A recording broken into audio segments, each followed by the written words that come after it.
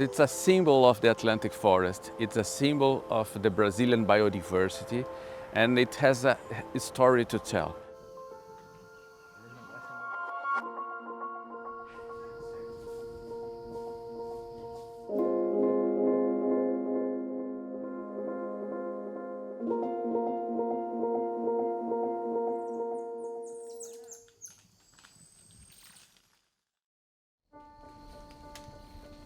There were only 200 golden lion tamarins in the wild when conservation efforts began in the 1970s. It exists only here, nowhere else in the world.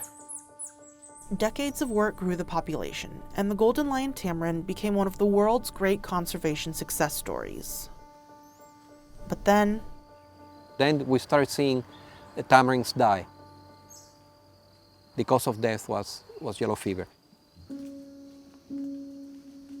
the disease wiped out a third of the monkeys in a matter of months.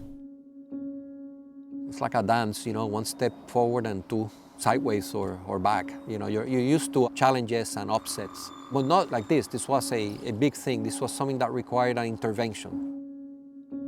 In 5 years, we can lose the entire population if we don't do anything. So the team decided that its best option was an unconventional one.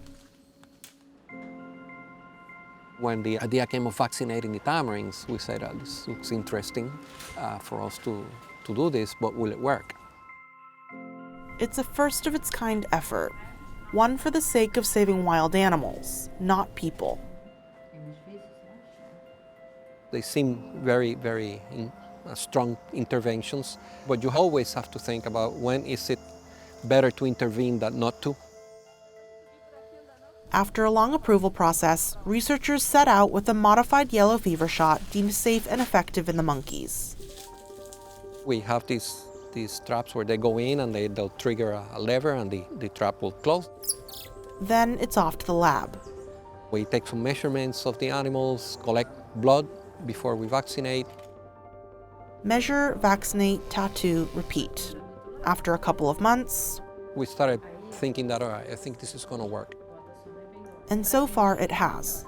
Scientists have seen 90 to 95% vaccine effectiveness with no serious side effects. Still, critics say this is a step too far, to just leave it be. But conservationists say we haven't, not in the grand scheme of things. By the way we walk around this whole world, probably every single species, in every place, you can see our human actions touches them.